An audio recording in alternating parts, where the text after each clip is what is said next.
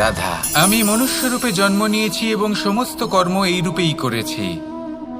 কিন্তু আশ্চর্যের বিষয় হলো যে আজও মানুষ আসেন এবং হাত জোড় করে প্রার্থনা করেন যেন আমি ওনাদের সহায়তা করি।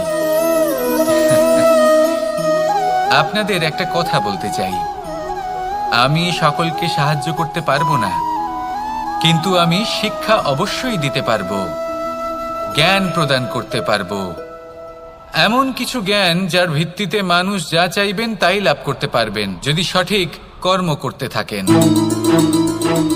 যখন কংসের অসুররা গোকুলে ধ্বংসলীলা চালাচ্ছিলেন তখন আমি কারোর থেকে সাহায্য চাইনি। আমি দাঁড়িয়েছিলাম এবং আমি তার বিরোধিতা করেছিলাম। সবাই বলেন যে আমি ছোট্ট একটা আঙুলে গোবর্ধন পর্বত তুলেছিলাম, কিন্তু আমি কি ওখানে একা ছিলাম? কখনোই নয়।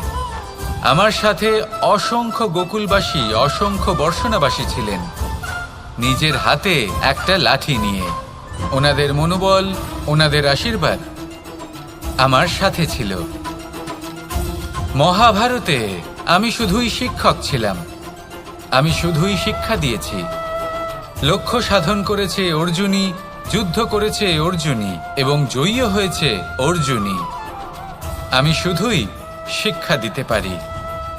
অবশেষে আপনাকে শুধু এটুকুই বুঝতে হবে যে ঈশ্বর সবকিছু করতে পারেন না, করতে হবে আপনাকে।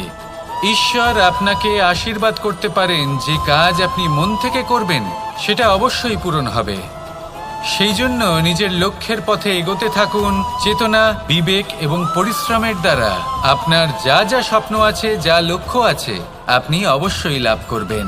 আর এই মন সুপ্রসন্ন হয়ে বলবে, রাধা রাধা।